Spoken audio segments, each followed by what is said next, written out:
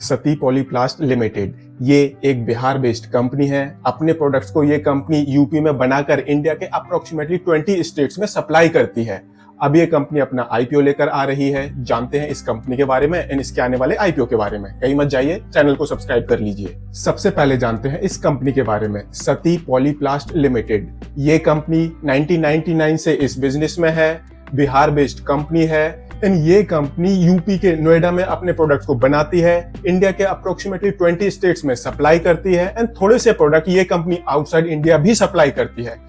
इस कंपनी की जो रेवेन्यू है अप्रोक्सीमेटली 1% वो आउटसाइड इंडिया से आती है एंड बाकी रेवेन्यू इस कंपनी की इंडिया से आती है। That means we can say that इस कंपनी का ऑलमोस्ट सारा का सारा बिजनेस वो इंडिया में ही है एंड इंडिया में भी स्पेसिफिकली इस कंपनी का सबसे ज्यादा बिजनेस वो यूपी के अंदर ही है। तो बेसिकली ये कंपनी बिहार बेस्ड कंपनी है बट अपनी मैन्युफैक्चरिंग यूपी में करती है एंड यूपी से ही इस कंपनी की सबसे ज्यादा रेवेन्यू आती है। एंड जो ये कंपनी है ये कंपनी फूड एंड बेवरेज से रिलेटेड पैकिंग प्रोडक्ट्स को बनाती है एंड जो ये इस कंपनी के प्रोडक्ट्स हैं इनको काफी रिस्पेक्टेड ब्रांड्स यूज करते हैं जैसे कि Adani Wilmar, Mother Dairy, ITC, Bikano etcetera etcetera. इस तरह के इस कंपनी के बहुत सारे क्लाइंट्स हैं। एंड अगर हम इस कंपनी की रेवेन्यू कंपोजिशन की बात करें तो 17% से ज्यादा रेवेन्यू इस कंपनी की सिर्फ एक कस्टमर से आती है। 56% से ज्यादा रेवेन्यू इस कंपनी की टॉप 5 कस्टमर से आती है एंड मोर देन 70% रेवेन्यू इस कंपनी की वो टॉप 10 कस्टमर से आती है। ऐसे ही जो इस कंपनी के प्रोडक्ट्स हैं उनको बनाने के लिए जो रॉ मटेरियल यूज होता है मोर देन 30% रॉ मटेरियल ये कंपनी सिर्फ एक सप्लायर से परचेस करती है। मोर देन 74% रॉ मटेरियल ये कंपनी टॉप 5 सप्लायर से परचेस करती है एंड अप्रोक्सीमेटली 85% रॉ मटेरियल ये कंपनी टॉप 10 सप्लायर से परचेस करती है। तो बेसिकली जो इस कंपनी की रेवेन्यू है वो गिने चुने क्लाइंट्स पर डिपेंडेंट है एंड ऐसे ही ये कंपनी गिने चुने सप्लायर से रॉ मटेरियल परचेस करती है। दैट मीन्स ये एक थोड़ा सा डेंजरस कंपोजिशन माना जाता है बिकॉज अगर आपका एक क्लाइंट आपको छोड़कर गया तो आपकी रेवेन्यू हेवायर जा सकती है। ऐसे ही जो आपके सप्लायर्स हैं अगर उन्होंने कार्टेल बना के अपने प्रोडक्ट्स की प्राइस को बढ़ा दिया तो अगेन आपकी प्रॉफिटेबिलिटी हेवायर जा सकती है। एंड एक और बड़ा कंसर्निंग फैक्टर है दैट अगर ये कंपनी 100 रुपीज की रेवेन्यू कमाती है तो अप्रोक्सीमेटली 80% उसमें रॉ मटेरियल की कॉस्ट होती है एंड बाकी जो 20% बचता है उसमें इस कंपनी को सैलरी पे करनी होती है, लोन का इंटरेस्ट पे करना होता है और भी काफी सारे ऑफिस से रिलेटेड खर्चे पे करने होते हैं एंड प्रॉफिटेबिलिटी भी मैनेज करनी होती है। एंड यही रीजन है दैट जो इस कंपनी के एबिटा मार्जिन्स हैं वो लेस देन 20% के हैं एंड जो इस कंपनी के पैट मार्जिन्स हैं वो लेस देन 2% के हैं। बट जो इस कंपनी की रिटर्न ऑन इक्विटी है वो अप्रोक्सीमेटली 40% की है एंड जो रिटर्न ऑन कैपिटल एम्प्लॉयड है वो अप्रोक्सीमेटली 20% की है। सो इस कंपनी का बिजनेस प्रोफाइल तो एक किस्म से काफी अच्छा है, काफी अच्छे क्लाइंट्स हैं बट जो इस कंपनी का सेल्स मिक्स है थोड़ा सा कंसर्निंग है एंड जो इस कंपनी के प्रोडक्ट की कॉस्ट कंपोजिशन है वो भी थोड़ी सी कंसर्निंग है। तो अब देखते हैं इस कंपनी के जो फाइनेंशियल्स हैं वो इस कंपनी के बारे में क्या बताते हैं। तो अगर हम सबसे पहले इस कंपनी का एसेट बेस देखें तो वहां पर हमें कंटिन्यूसली ग्रोथ देखने को मिल रही है। मार्च 2022 में इस कंपनी का टोटल एसेट बेस था अप्रोक्सीमेटली 31 करोड़ रुपीस के आसपास का। अगले साल ये बढ़कर 41 करोड़ रुपीस को क्रॉस कर गया है एंड मार्च 2024 में इस कंपनी का टोटल एसेट बेस ये 56 करोड़ रुपीस को क्रॉस कर गया है। यहाँ पर हमें एक हेल्दी ग्रोथ देखने को मिल रही है। बट अगर हम इस कंपनी की रेवेन्यू देखते हैं तो वहां पर हमें ए शेप मूवमेंट देखने को मिल रही है। पहले रेवेन्यू बढ़ी बाद में फिर से नीचे आ गई। मार्च 2022 में इस कंपनी की टोटल रेवेन्यू थी 175 करोड़ रुपीस की। अगले साल ये बढ़कर 190 करोड़ रुपीस को क्रॉस कर गई थी एंड मार्च 2024 में इस कंपनी की रेवेन्यू ये 180 करोड़ रुपीस से नीचे आ गई है। ऐसे ही जो इस कंपनी का प्रॉफिट बेस है काफी कम है।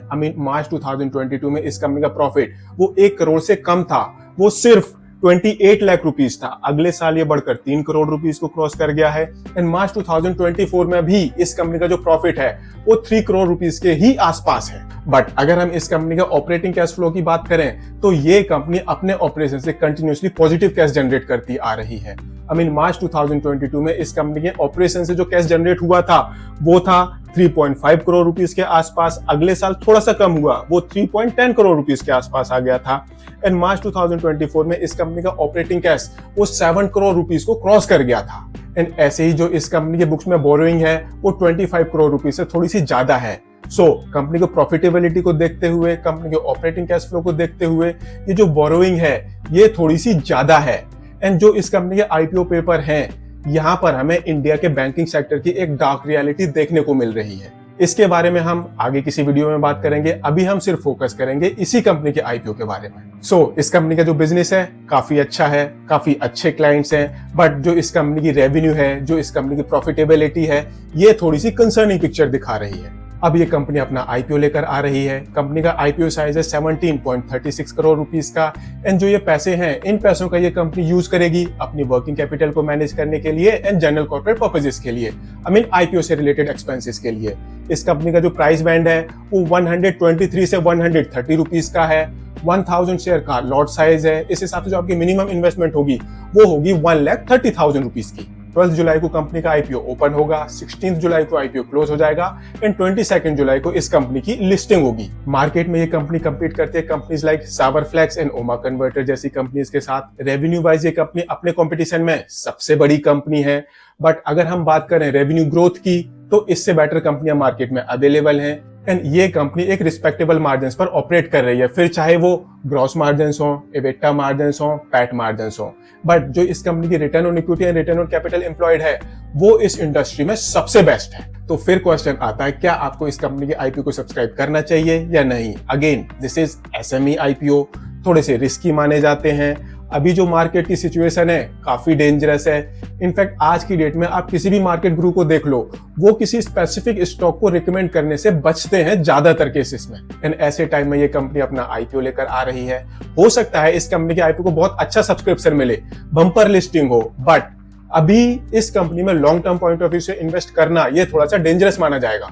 But again this is your decision. अपना डिसीजन सोच समझ कर लें, इन्वेस्टमेंट एडवाइजर से कंसल्ट करने के बाद लें।